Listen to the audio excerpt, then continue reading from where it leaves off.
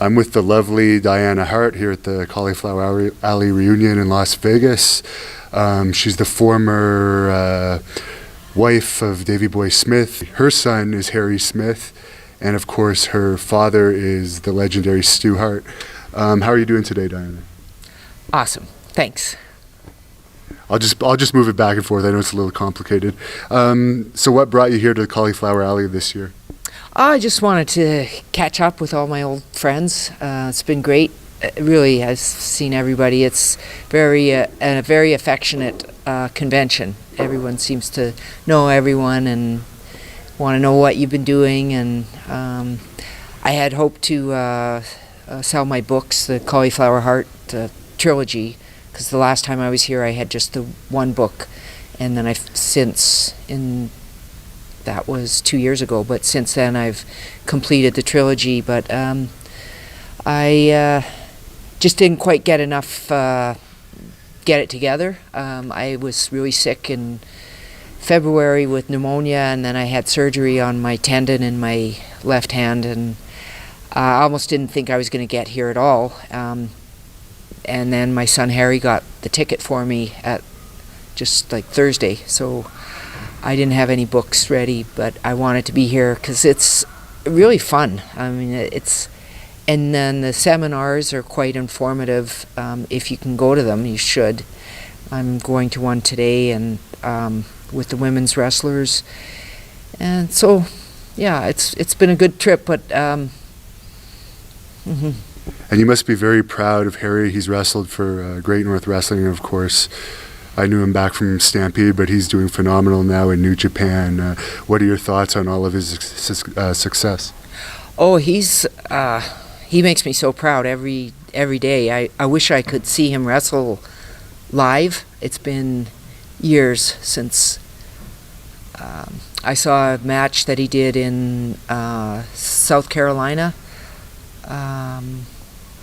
It was with a guy named Vordell Walker, and the match almost didn't happen just because Harry had to go through a lot of stuff for the commission. They want you to do an eye test and an ear test and blood tests, all that. But the eye test and the ear exam were things that we didn't know we had to do, or Harry didn't know he had to do. But the match almost didn't happen. But this Vordell Walker gave Harry such a good. It just brought out the best of both of them. I was so impressed. I hadn't seen a match like that in years, and it takes two to have the good dance, but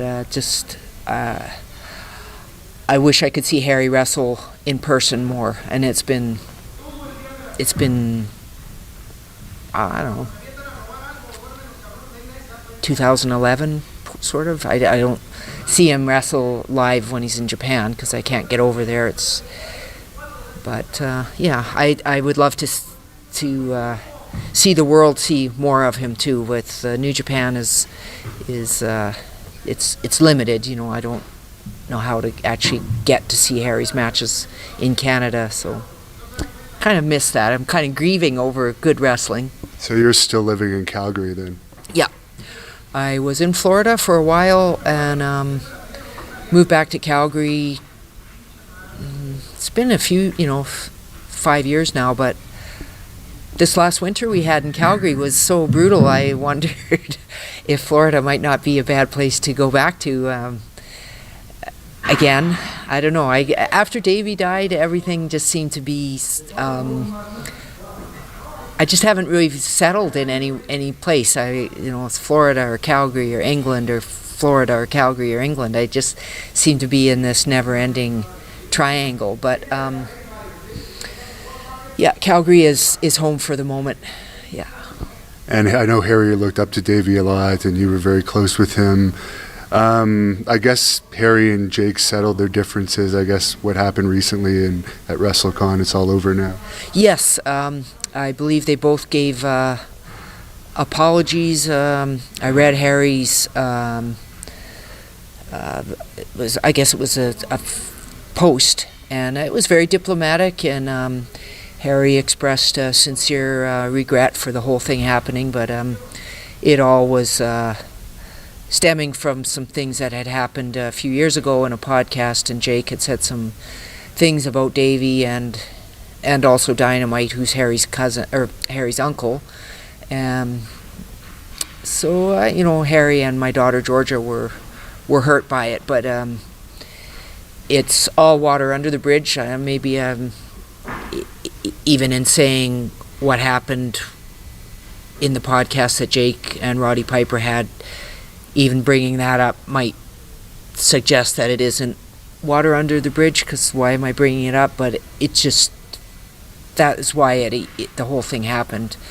But Harry did feel bad about it, and he always liked Jake.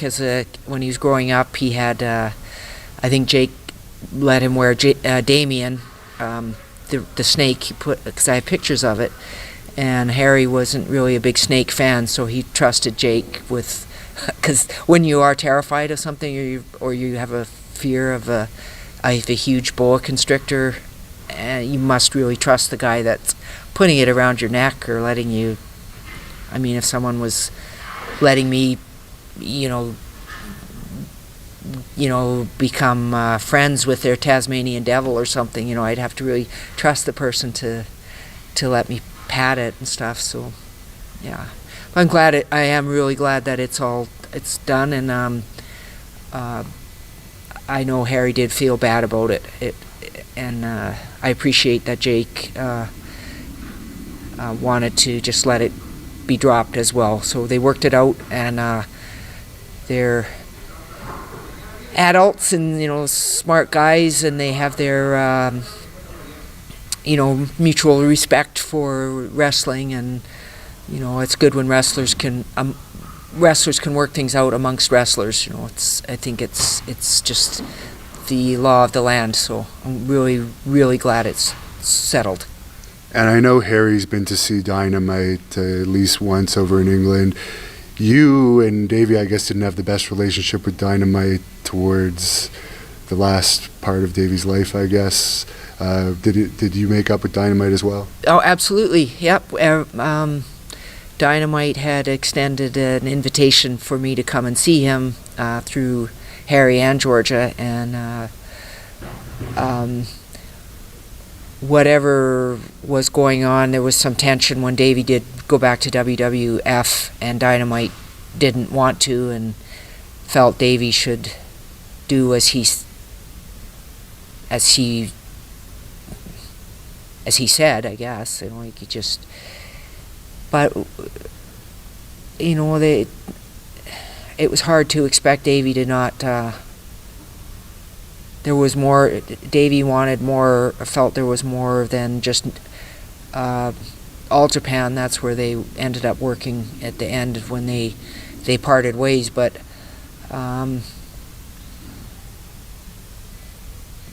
yeah, Dynamite, and I think if Dynamite had gotten to see Davy again, it would have been things would have been worked out or talked through.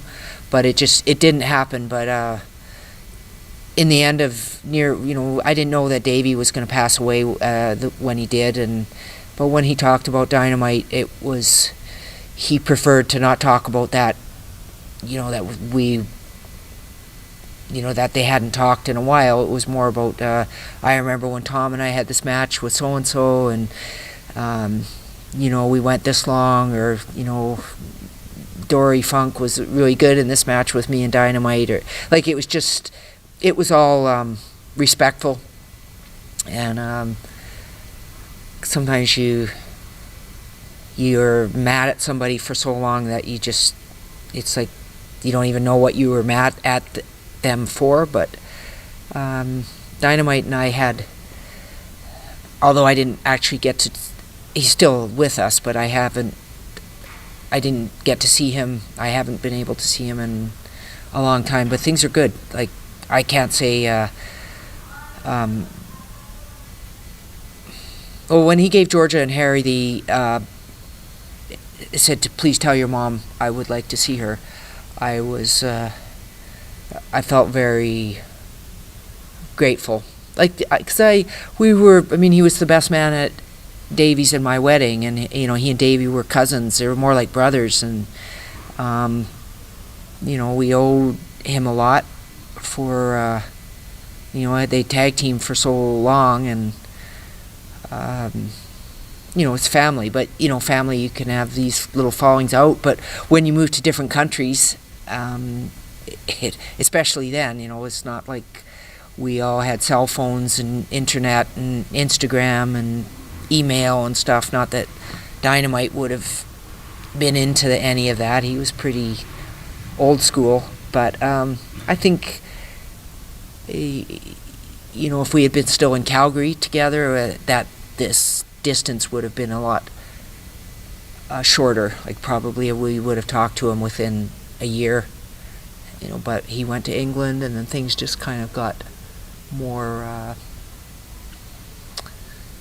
estranged, I guess, just because you don't see them. And but everything is fine, and I feel really bad for how Tom's health is now, which is because of what he put his body through to be what he, to do what he did for wrestling. He really was, and Davy too. They really it meant so much to them to do their best in the ring. That was I think their passion more than anything, like even more than being fathers or husbands or friends. Their passion was wrestling. That, and I think that's really I like that, because I don't see that much of it nowadays.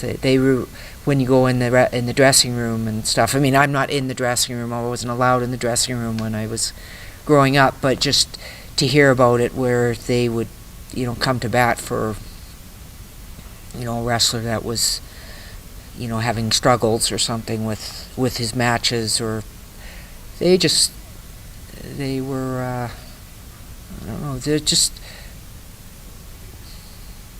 man's men, I guess. I don't know. They're wrestlers, sort of. Just I wish there was more of it. Maybe I would see more of it if I was around it more, but I don't, because Harry is, I mean, how would I be involved in stuff with New Japan? It's not going to happen. So. And what was it that made you fall in love with Davy? Oh gosh, where to begin? Well, I saw his picture first.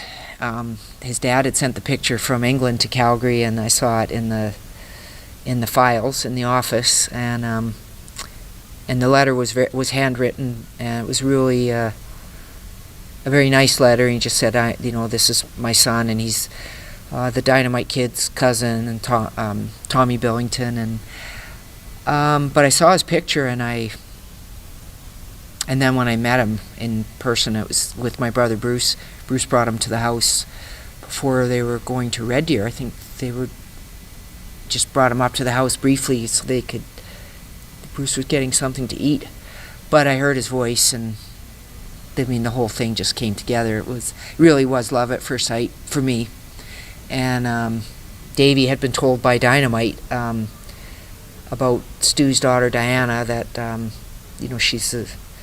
Dynamite was very complimentary. He just said she's a really pretty girl, but whatever you do, don't get involved. Almost don't talk to her, because she's Stu's the apple of his eye, and none of the girls are allowed to be around wrestlers. So,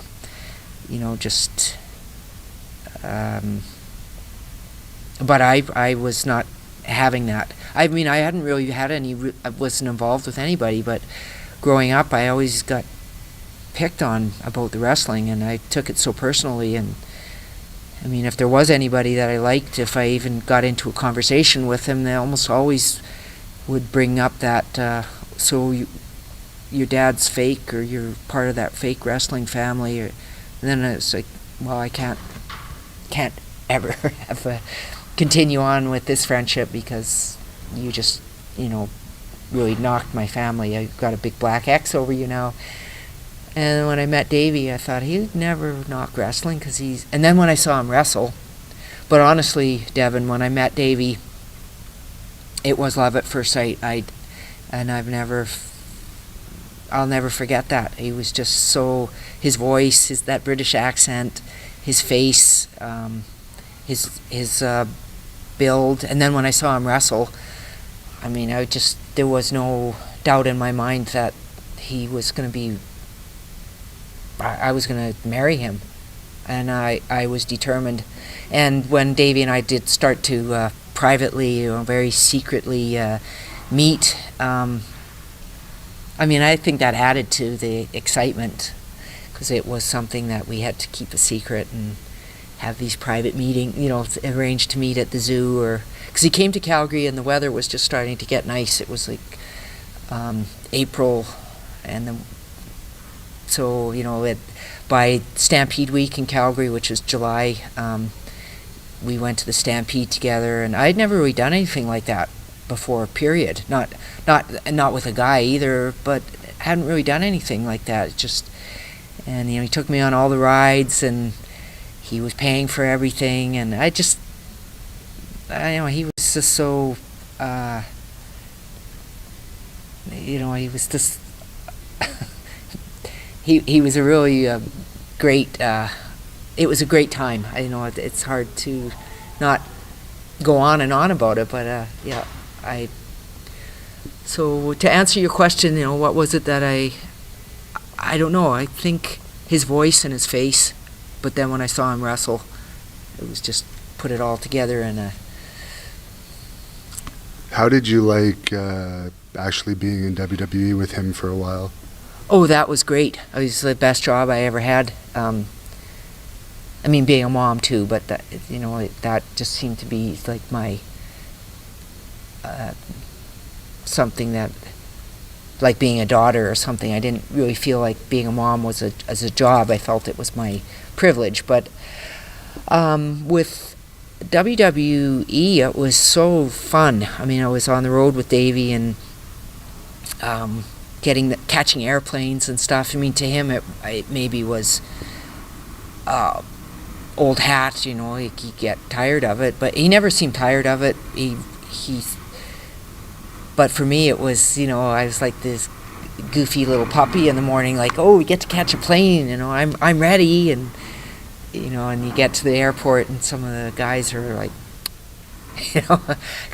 still half asleep, but I've been up and at 'em for, an hour and a half, and getting coffee and stuff at the airports. It was all new to me. Like now, or I don't know, like to get a coffee at a Starbucks. Well, they didn't have those then, but to get a coffee at something like a Starbucks, that was kind of a luxury for me, because I never had that. I'd have coffee at my dad's house, a coffee at someone's house, but I never stopped for a coffee when I was before then. Like to stop and get a coffee in a paper cup was just.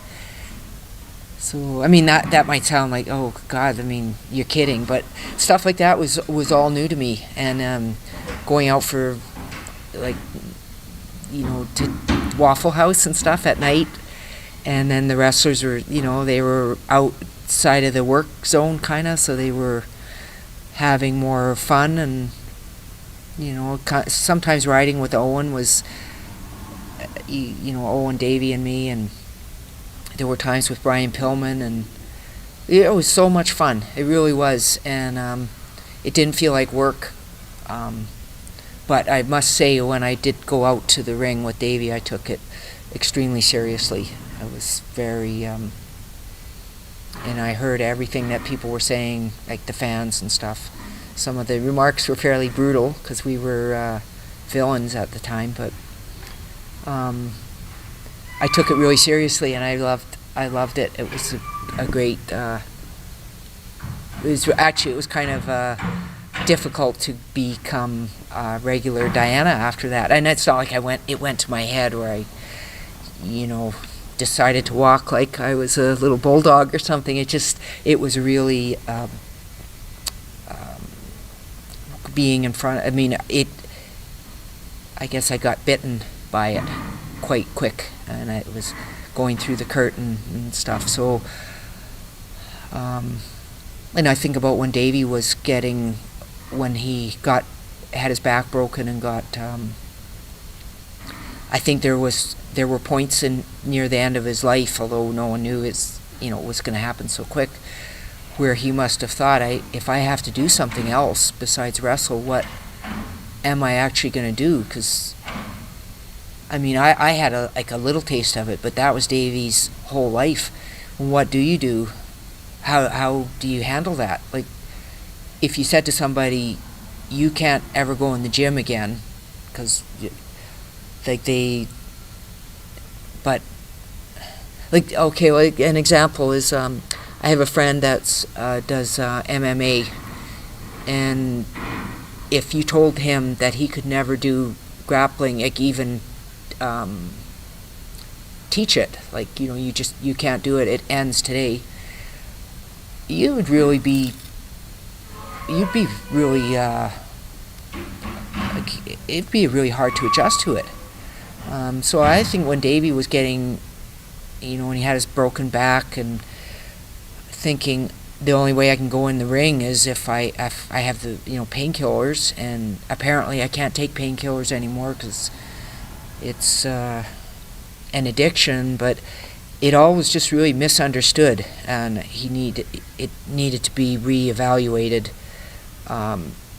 not just as Davy has an addiction, but it should have been looked at as, and I'm thinking when I'm saying this of myself too, like I needed to understand that Davy didn't have an addiction as much as he had this really major injury, and how do you cope with this injury and still be able to do it? Like, okay, Davy's never going to wrestle again or train in the gym again. How mentally is he going to handle this? And then look at it like, well, he actually isn't prepared to not go in the gym again and not wrestle again. He wants to keep doing it. So then what we needed to do was look at it as how are we going to make this work, where he just needed to keep it under control, his pain medication, or his pain tolerance, or whatever, just not think of it as he took a pill so he's addicted again, because that wasn't the right way to look at it. And I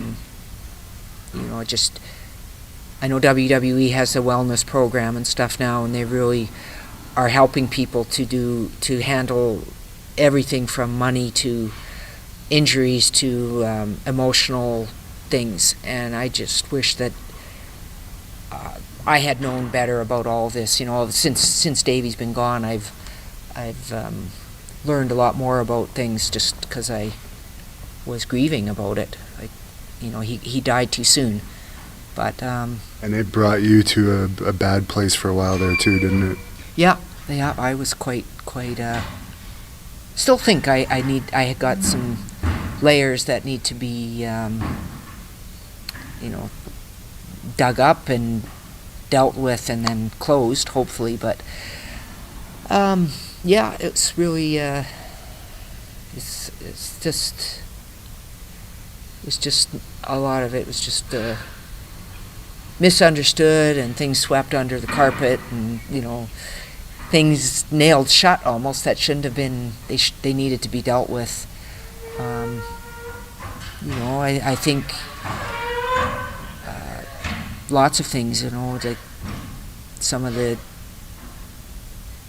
just I don't know. It's just like the grieving. It just wasn't really dealt with properly, and maybe since Owen died, there's just so many things that happened, and then we get right into a lawsuit, and WCW let Davy go, and terminated him, and he's got this broken back, and then he gets hired by WWF thanks to Owen, and then Owen dies 10 days later, and then this lawsuit, and it's you're on Team Martha or you're Team WWE, and it's like, well, I don't want to fight with anybody. I just and then there was all this anger, and no one really got to grieve properly or heal. And I speak for a lot of people in my And what did this, how did this affect Harry and Georgia too? Like my kids, like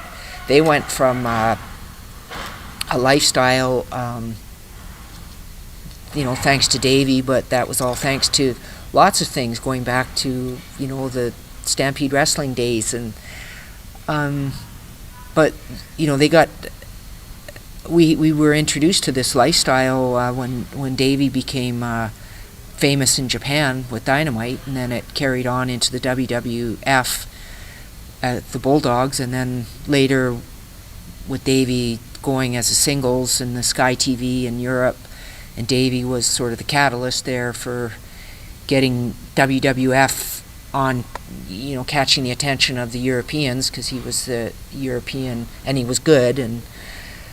But we were brought into this really magnificent life, different than what I had grown up with, which was a great life too. It was just hard, but when poor Harry and Georgia got everything like ripped out from underneath them when just before Owen died. I mean, kind of when Davy's back broke and things just started to happen really fast, and and then Owen died, and then and all the emotional things that Davy had to deal with too. Like he lost his even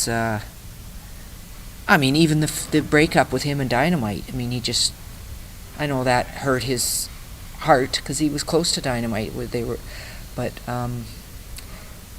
Anyway, it just was very. A lot of things were not ever dealt with, and I don't know if it's being in a wrestling family or my family, like nobody really was.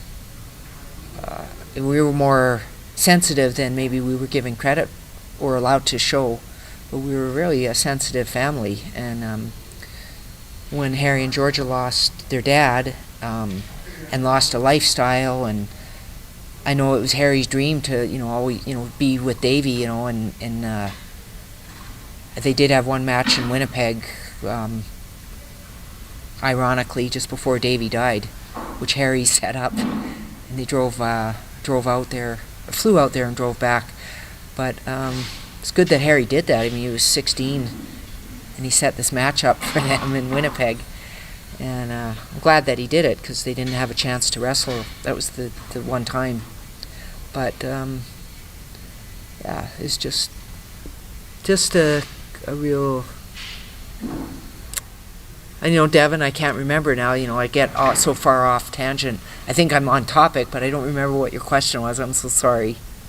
We kind of went off a little bit there, but I think you gave us the answer. And for Brett, there was some problems between Brett and Davy, I guess.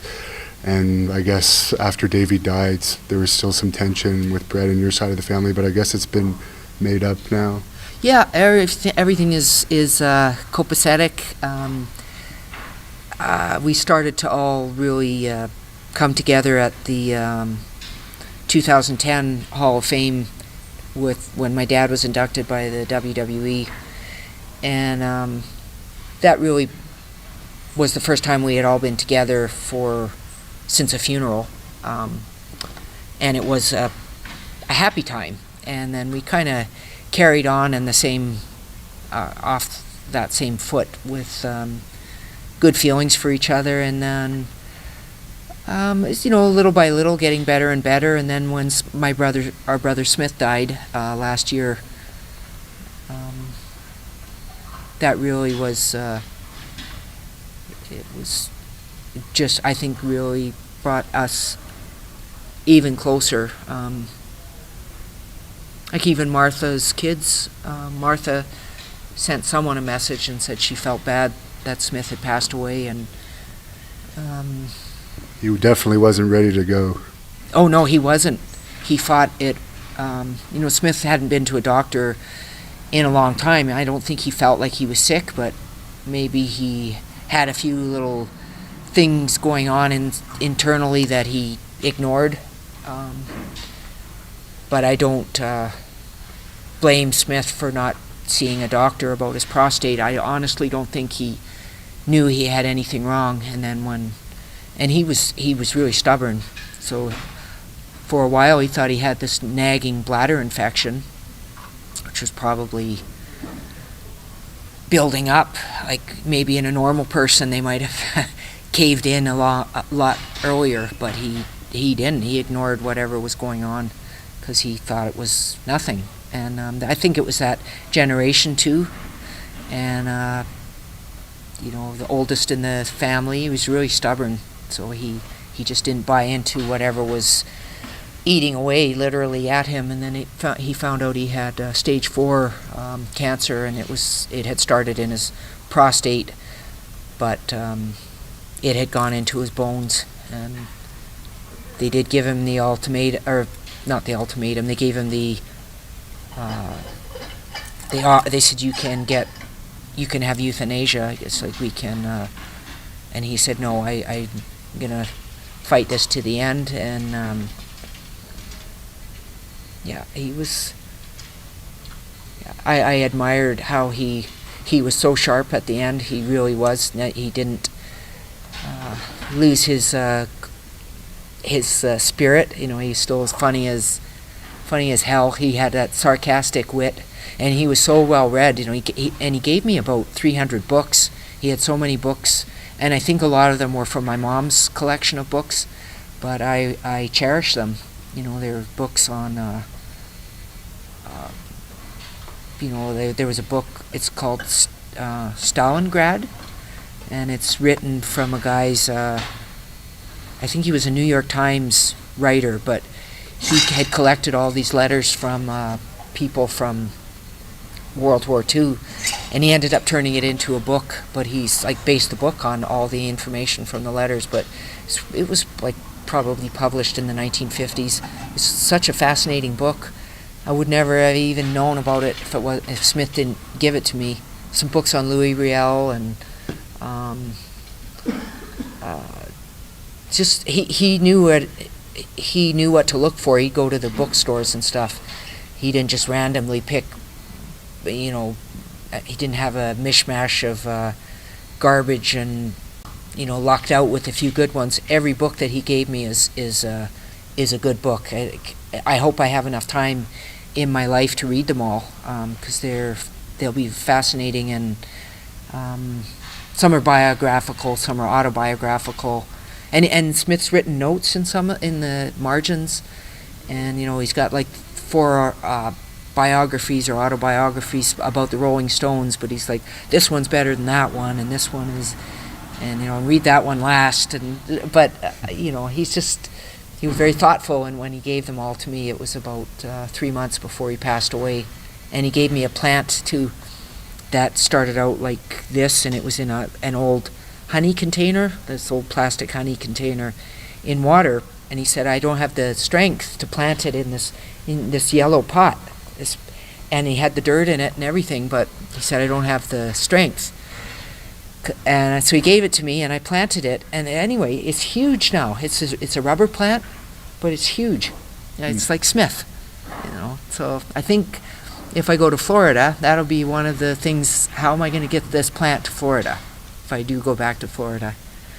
And again, I say that because the winter in Calgary this year was brutal. It wasn't much different in Ottawa. It was pretty bad where I'm from too. Yeah. Do you have any favorite memory of Owen?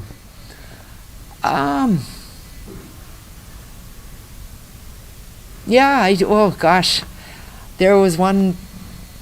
Well, there are so many, but one I recall quite affectionately. When we were in high school, I was in grade 12. Owen was in grade 10, and my best friend Allison Hall, and I were president and vice president of the school. And Owen had my locker combination.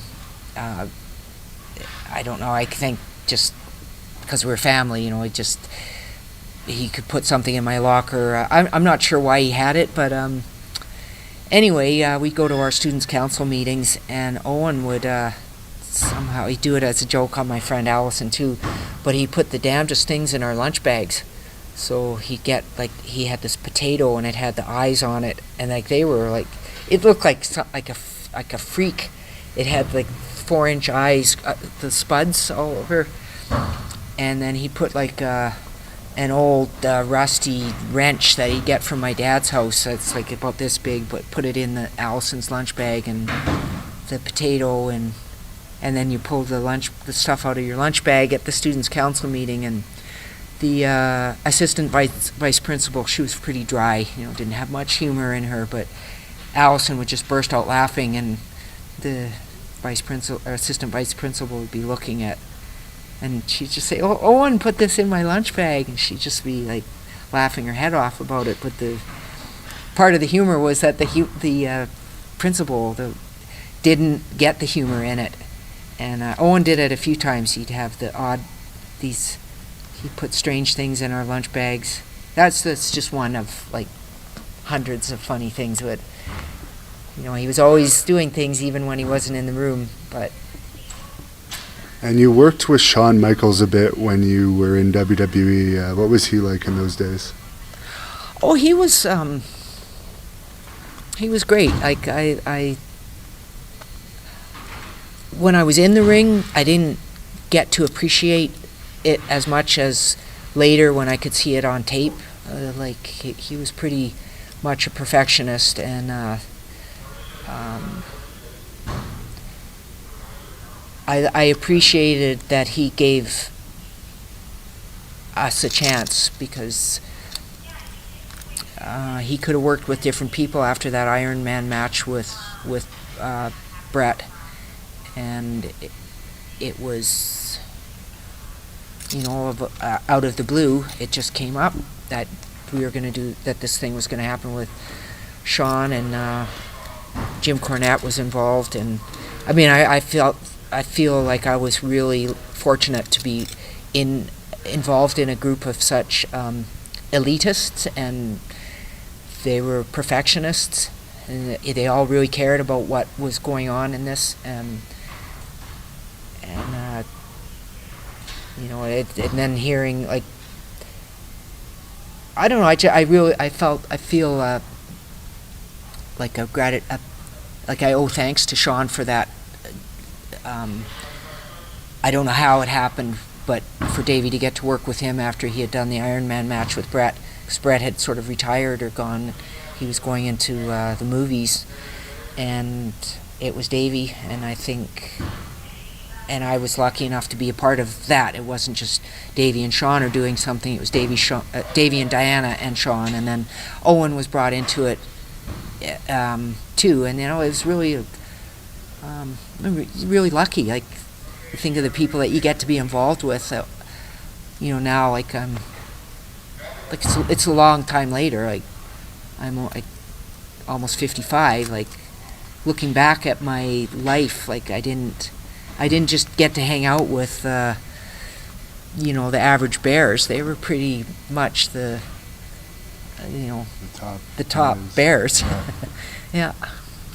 Now, you just mentioned you're almost 55, but you don't look it. Is there any key to keeping young and fit? Stress? No. Thanks, Devin. That's, I feel, I don't know, I'm really lucky that I have good kids. They help look after me, and I don't know. I don't think of myself as looking. When I look in the mirror, I think I'm fading. But at one point you were Miss Calgary, right? Yeah, yeah. That was really. So I've had a few people ask why I wore that, wore the crown, but that was because it was actually Mrs. Calgary, and I was Mrs. Calgary in 96, 97, and that was around the time when we were doing all this stuff, so I wore the crown, and I felt like I had real legitimacy, like I really did win this. There were some really beautiful women in that, moms and business women that were, running banks and stuff, and I won, and it was, I gave, my speech was about, I compared the 12 Hart kids to Canada having 12 territories, and there was the talk about Quebec separating from Canada at that time, and I just said, I compared that if Canada became, there was a separation, it would be like someone in my family separating from us. It would just, I wanted us to stay together just like I wanted Canada to stay together. And I do think it was a great comparison and a good speech to give. And so I don't really remember what everyone else talked about. It's kind of a blank, but I think it was a good speech, and maybe it was that where everything was really close up to a few people must have liked that more than, just enough to get me to win. I don't know what the points were at the end of it, but yeah, I was Mrs. Calgary, and my agent, Patty Faulkner, who ran the Mrs. Calgary and all the pageants, she just passed away from cancer a couple of weeks ago, WrestleMania weekend, and I was not there for it when she died, but I felt very sad when I heard she did a lot for, she was quite a pioneer. And you were very close with your father. I guess they always said you were the favorite. Any memory of him in particular you could share with us? Yeah, I don't want to be,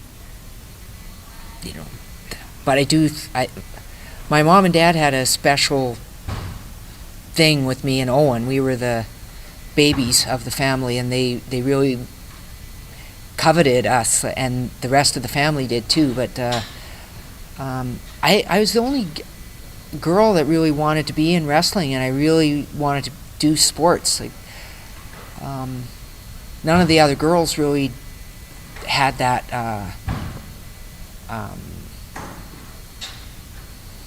I don't know. They just didn't seem that particularly interested in it. But I wanted to do gymnastics and football and baseball and just running and like anything. Climbing trees. Like my dad was quite amazed at Owen and me and our tree climbing ability. And I have the feet for it too. Like my feet are like monkey's feet. And my dad always said I would have been a great amateur wrestler because I could, catch people with my toes. But and there was no girls amateur wrestling back then. No, it would have been like my mom was almost would faint if she heard I was in the basement with amateur wrestling. But I liked it. I really did have kind of a fondness for it, and I think with my dad, and he was. I have so many good memories, but I remember with our dog Holly, Davy and I had a beautiful Rottweiler named Holly, and she seemed to have this knack of running into porcupines a lot. And I remember my dad was so good with her. He was with all the animals, but he was so, he and Davy when they were pulling the porcupine quills out, but I just thought he was, I was looking at it from the sidelines, but because it hurt like hell, they're barbed, and you got to pull them out, and the barb's going against your, and you got the gum. Her whole face, she looked like she had a white beard, but they were just so thoughtful and, pulling every quill out, and she trusted them, you could see her wincing at times, but I just thought it was as horrible as the whole experience was for poor Holly. It was quite touching to see Davy and my dad pulling my dad had these needle nose pliers and they had a bend on them, but he pulled every one of them out, and he was such a good person, and he did so many things that no one even knows that he did, because he didn't seek credit for it. He was really, and my mom too, but. And the cooking stories are exaggerated, right?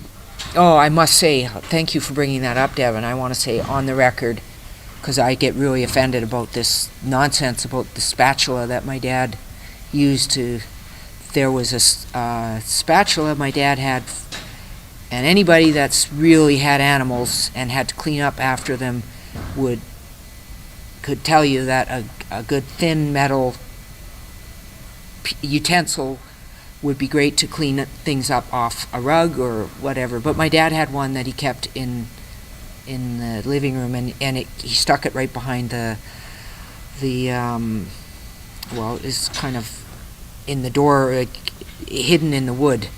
But he had, in the kitchen, he had like so many commercial utensils and ladles and pots and pans and like butcher knives, and he was a phenomenal cook. So, but I heard it on Chris Jericho's podcast, and I was really mad about it, that it was talked about like it's a fact, but my dad never cleaned up dog mess and then flipped eggs. And for the record, I don't know my dad ever offering any of the wrestlers eggs.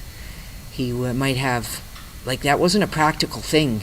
He would make my mom eggs, but he wouldn't just whip up a couple of eggs for a wrestler. I mean, he might give them a big bowl of pea soup or a big, maybe invite them for Sunday dinner. For Sunday dinner, but I mean, he didn't sit someone down and he'd pour them coffee and ask them. He might give them an olive or something. I mean, he wanted everything was, like, he was such a generous guy. But practicality of my dad, and as busy as he was to make fried eggs and toast and put it just didn't happen. It's not. The cats in the salad bowls. I'm sure you've heard that one. The cats in the salad bowls. That was true. And that one was true. Yeah, we had these really big metal bowls, and the cats loved sitting in them. They were like, but you just sort of pour the cat out, and you give the bowl a wash, and onward and upward. You put the salad in there, but. And the cats were always in the cupboards, like you could open the cupboard door. And I don't know how Lotus, she was one of the Siamese cats, would get behind the cups, but because she was kind of a fat Siamese, so usually they're tall and like skinny, but she'd get behind the cups, and you'd open it up. It's like Bubba Louie in the trunk, like Sadite. But you open the kitchen cupboard, and there's Lotus behind like a row of cups, because the shelf was only like this big. But the cats were everywhere and the dogs were everywhere, but my dad never, ever, ever, ever used the spatula that he cleaned dog mess up with, or cat mess, and then went in with that same spatula and made eggs. I get so offended that it makes my dad sound like he's some kind of a unsanitary, he was not. He was so good. I mean, that story, Devin, that I like that, them's fighting words.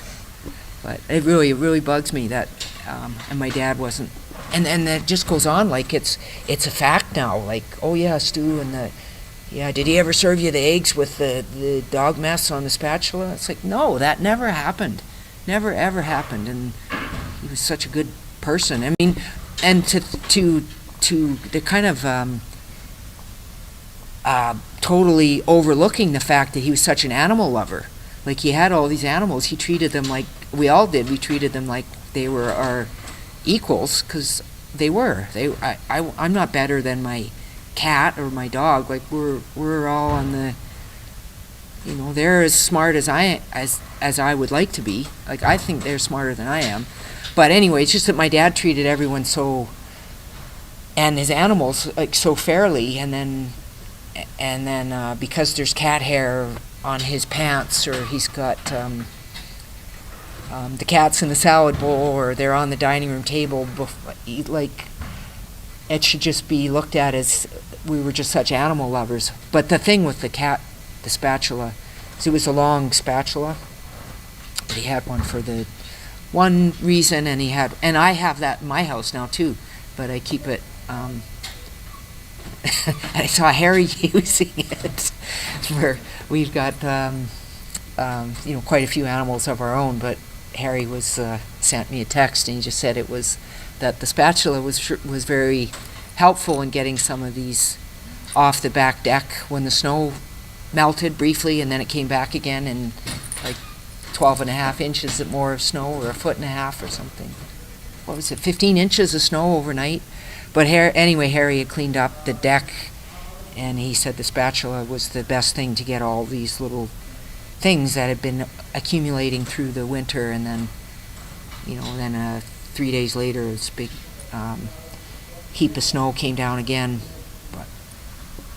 So anyone watching this that wants to purchase your books, where could they go for that? I guess right now it's at Indigo in Calgary. I don't know about anywhere else, but Amazon.com, and they can always shoot me a Facebook message saying that they would like to purchase a book directly from me. Thanks for asking about that, Devin. It would be, because it's the trilogy now, so if they have the first book, it has a complete ending in the first book, but it really all comes full circle by the end of the third book. Like things that happened in the first book, there's a point to them. It's not... So is it a biography of you, or is it fiction? Fiction. Okay. Yeah, definitely fiction.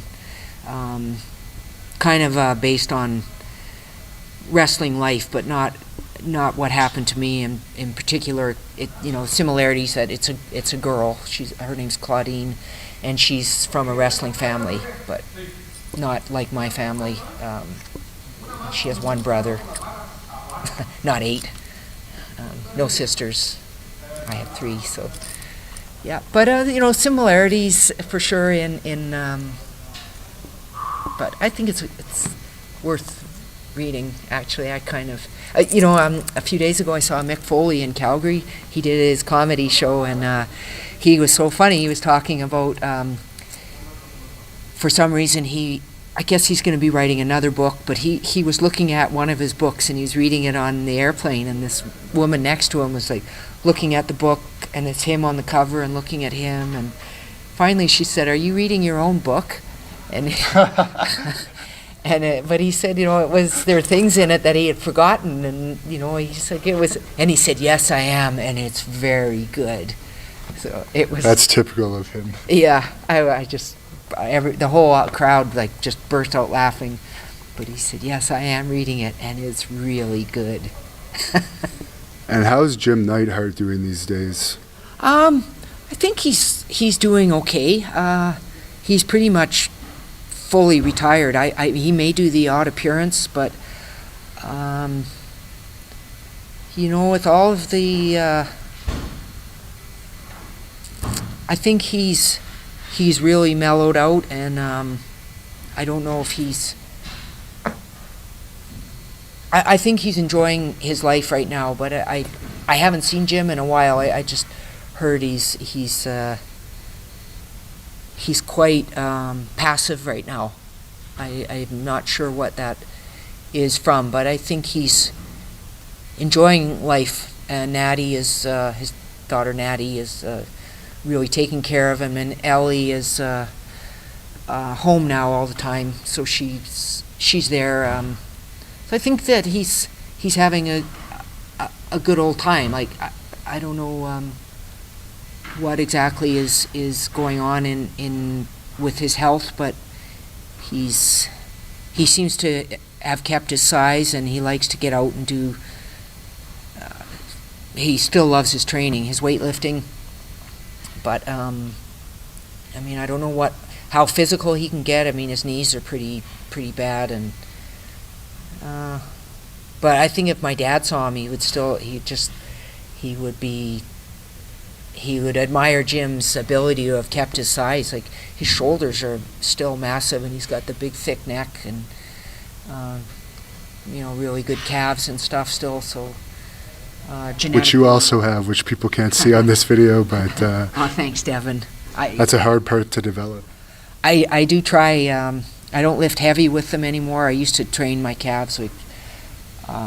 It's funny. I could lift way more with my calves than like a bench press. Of course, I can't do a 250-pound bench press or 200 pounds, but I could stack the seated calf raise up with 200 or 250 pounds and do 15 sets for 5 reps, and I mean they would burn, and then you just keep decreasing the weight, but where they feel like they're gonna, like, your calves are gonna explode. But I used to train them really hard and train heavy with them, and they got pretty big.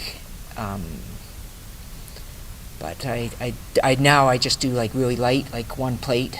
What would that be? Like, I don't know, 30 pounds or something. I don't know, kilograms. 45 pounds, and I now try to do reps of 30, or 4 reps of 30 reps. 4 sets of 30 reps. Gosh, senile. And for social media, where could people find you on social media? I'm Diana Hart Smith on Instagram. I think I'm Diana Hart. I have Diana Hart Author on Facebook. My daughter Georgia started my pages, and I do kind of contribute to them, but she does too, because she says I'm socially inept. So I think it's Diana Hart Smith or Diana Hart, and it's a picture of me or a picture of Harry, or gosh, I'll look it up and I'll put it in the description Okay, for people thanks, that want to find out how to follow her. And I'll just ask you about Ted, because we just did an interview with him, and it seems like he's getting himself together now. Any thoughts on him? Oh yeah, I'm very proud of Ted. He's a fighter. He's never given up, and he's had a lot of, as they say, demons, I guess. But he's certainly had a lot of challenges, and I think he has struggles with a bipolar disorder, and it is something that shouldn't be taken as a knock at anybody if they have. I think that Ted has struggles with bipolar disorder, and he fought against taking medication because I think he did take it, and he felt it subdued him too much, or he didn't have that zest that he normally has, because he's very feisty, and he's no dummy, but he sometimes says more than like I do. I mean, you've given me so much time on this. I just feel like I'm not doing you justice if I give like a 10-second answer. Like, I feel like I'm being selfish, and maybe I am being selfish and thinking someone wants to actually listen to a 5-minute story about how I fell in love with Davy, but I like to share my life with people that want to hear about it, and Ted does too. Ted sometimes can say more than, and it comes back to bite him. But Ted isn't the only one that does that. He's sometimes the Ben Johnson of things, where he's the only one that's ever. It's like, well, no, he's not the only one that's ever said something that, But he's a controversial guy, and he speaks from his heart. He wears his heart on his sleeve, and and I love Ted. I think he's I love how he's so devoted to Harry too. Like, he's very protective of Harry, and Harry's not someone that needs protecting, but I really appreciate that Ted is that way with Harry and my daughter Georgia, and also of Davy's legacy or Davy's reputation, because Davy's not here anymore, and if Ted hears things, he takes it quite personally. And I like some of Ted's comparisons. Like he'll bring up something and oh gosh, I can't think of anything right now. But he just has some very. You have to really know Ted to get at what he's saying. But yeah, I'm one of Ted's fans for sure. I love him with all my heart, and he's got a little of my brother Dean in him. That Dean passed away, and I was really close to Dean. He helped promote me. He really helped bring me out of my shell when I was in grade 12. He's the one who got me to run for president of Ernest Manning, and I won. And I used to visit him in Hawaii a lot, and he really promoted me. He really did take me from thinking I was an ugly duckling to, going on to become a beauty queen and a bodybuilder, I think, at one point too. Yeah, I did bodybuilding. I like that. I would like to do that again. I just have to get into the mindset of it. But I work. When I was doing bodybuilding before, I didn't work. And now I have a job where I can't. When I get home, I don't know how. I really respect those that do these fitness contests and bodybuilding contests, and you find out that they're like a policeman on this or a nurse or something. It's like, how do you do it? I did it when I brought my kids to the gym with me, and we were all training together. I was training with Davy, and it was just. But if I could do it again, I do think about it. It's like on my bucket list, even though I've done it. But it's like, what would it be like to be in that kind of shape at 55 or 56 or? To get to that shape, it would take at least a couple of years, I think. So maybe 57. Do you still have aspirations of managing Harry again for at least a match? I would love to. I don't know if Harry would want me to. I remember you talked about that in your original book, that it's still in Ontario libraries actually, but I know it's not available in a lot of places. Yeah, it's that book was something I really regret, but at the same time, I was the first one in my family to do a book like that. Not like that, but I was the first one. The book was really supposed to be Davy's book, and then things went the wrong way with him, and they ended up getting me to sort of finish it, and it became my book. And I was in a really bad place at that time. And then the editing of the book, it ended up becoming quite shocking. And I don't know. Sometimes you think everything happens for a reason. I don't know what the reason was for that book. If I took it out of my life altogether, where would I still be at this spot now?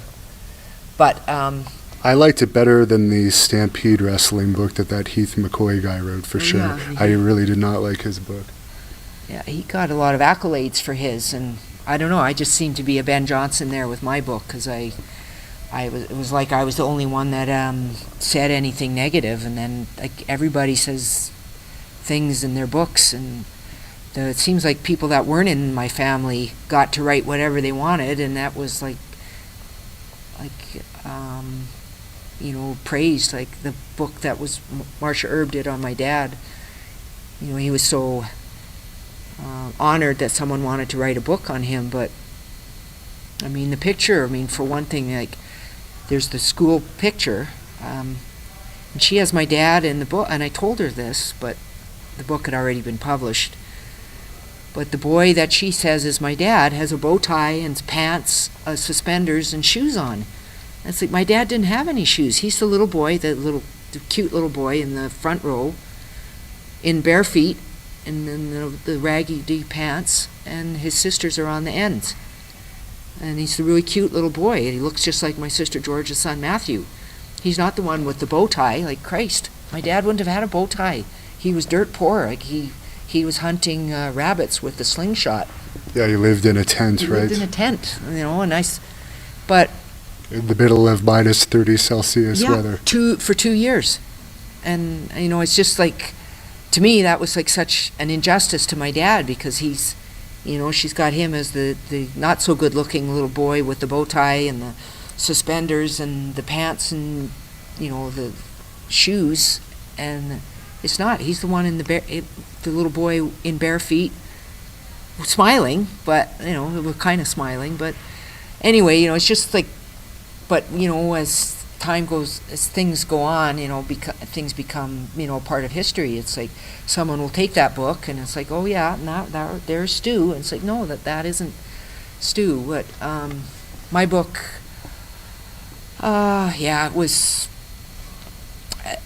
I kind of, it ended up being very hurtful, and I didn't want that. I actually, when the book was in the process of being finished, I was thinking my family will read things and think, I didn't know Diana went through that, or I didn't know she was feeling that. But at the end, it would be like, yeah, what a great family we are. Like, what a, look at all the things that we went through and we came together through, and how it, and it didn't come across that way at all. I mean, leaving out a key sentence can just change the whole meaning of an entire chapter, and what was important to me maybe wasn't important to the people helping put the book together. And I felt sick to my stomach when I saw the book the first time.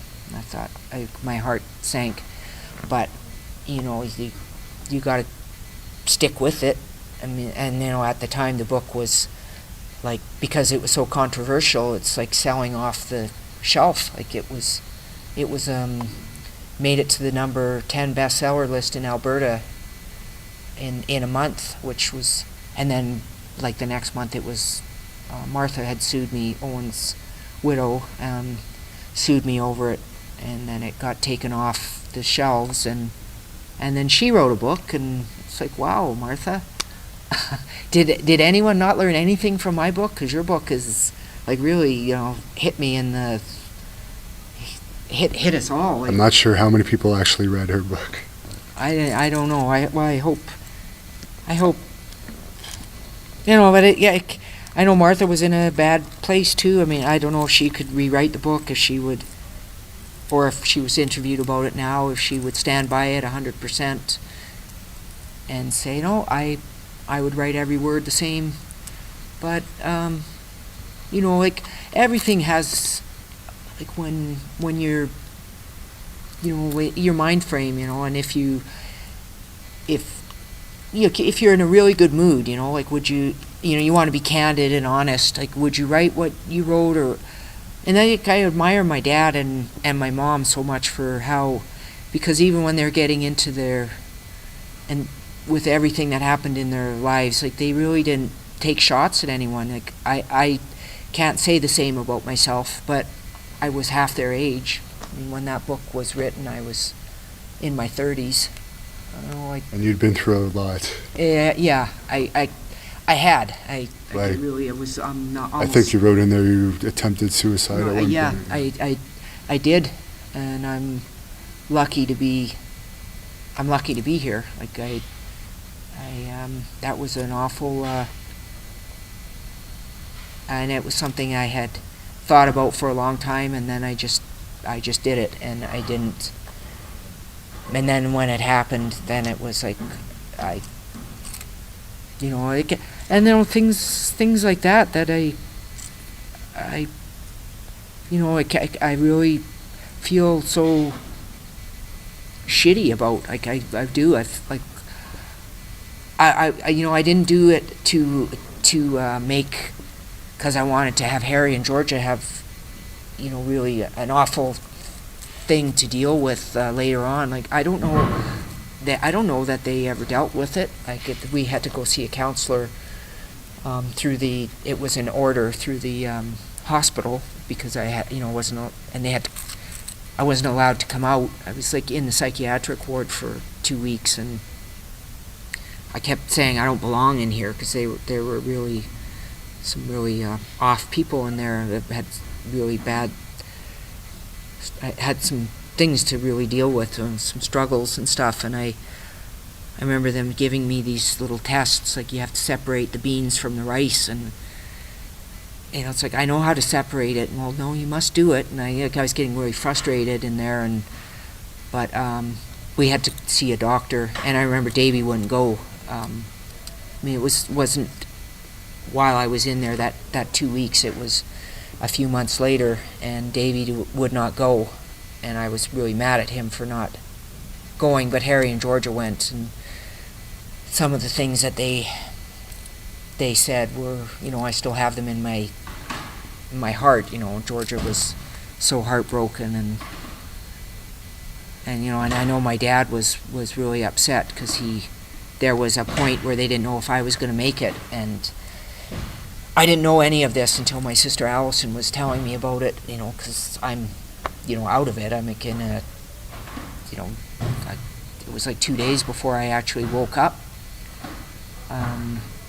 They must have they put the defibrillator on me a few times, because and then they'd lose me, and then I'd come back, and then they'd lose me again, but it was like 2 days, and I remember when I woke up, and someone gave me some water. Owen was in the room, and Martha, and I threw up the water, and Owen just said, don't ever do that again. And and then Allison was telling me about how she had to tell my dad, and I just like you just don't, like, you try to kill yourself. Like, what do you expect? Do you want everybody to be praising you? No, but not at all. I was really dealing with some things, and nobody was listening to me, like, for a year, like maybe more than that.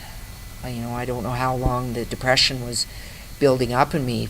It could have been building up in me since I was in school and stuff. Like, just a lot of things that we, like getting, bullied and stuff in school, and like you don't even know it. And then, I don't know, it's like for a long time though, I just started to think, my mindset was that the world is going to be better when I'm not here. Like, I'm the reason why all these things are going wrong. I must have caused all these problems. If I was a better person, then Davy wouldn't be doing this. And then afterwards, when I was awake and things were maybe, like I turned the corner, I started to feel pretty lousy again. But I was a bit defiant. Like, I was still quite mad at Davy and we needed to work out a lot of things that didn't really get worked out until just before he passed away. But thank God they did get worked out. Like, I'm so glad, but anyway, yeah, I was in a really bad place, and I still feel terrible for how, like, I don't know what Harry and Georgia were. What did they think? Like, that I didn't want them, like, and Davy and my family. It's just a really, it still bothers me. Obviously, I haven't gotten that all sorted out, but What advice would you have for someone having those thoughts? Just try to believe that things will get better, and hang in there, and surround yourself with good people. Animals are really, really important. I think they help me try to do projects that make you feel fulfilled. Like, I got involved with rescuing feral cats in Florida. This was 2008, 2009. It was like 10 years later, a long time later, but the feelings of having these depressed feelings, or I don't know, feeling like a loser. I don't know how to explain it. People don't get it, which is unfortunate. So many people think if you haven't you don't have a severed artery, or you're not a freak, or you haven't, that life should just be great for you. But that isn't how it works, unfortunately. And you don't just wake up, because I've had so many people say, well, just wake up and say, no, I'm good today. But it isn't that easy. I wish it was. It's and mental illness is really, it's I think that we're really just at the tip of the iceberg with it. It's really getting a lot more attention, but like bipolarism, depression, anxiety, even things that are that doesn't in my family is schizophrenia, but that's another really really serious thing. But people are traumatized, and then their mind, your mind goes your mind, you snap, and if you haven't, you really you need to have good people. I mean, I was around good people too, like my mom and dad. Like how much better. Davy was a great person too, and he was trying to provide, but he I think was dealing with things too, I just think being around good people, and if you can have a project that makes you feel like you matter, like the Feral Cats, I believed in my, I know it. If I didn't do it, no one else would.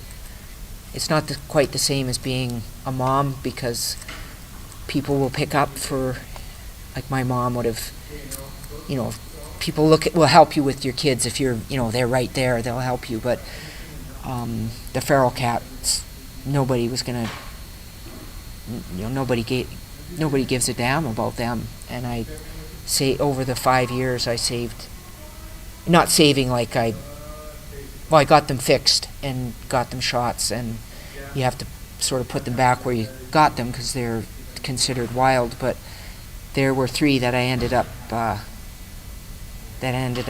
with me, and I still have 2 of them. Well, thanks for sharing your incredible story with us. And do you have any final thoughts to tell our viewers as we close this? Well, I just thank everybody for being so affectionate with my family all these years, because I feel like we've been through it together, and I love the wrestling. I feel like it's the greatest thing to be a part of, like the WWE, WWF, Cauliflower Alley, Stampede Wrestling, wrestling in England. It's my life revolves around it, and I feel so fortunate. I would like everyone to know that it's my life. It is. Even my best memories are all so, and it's just everybody that comes up to me is so nice to me. It just means a lot.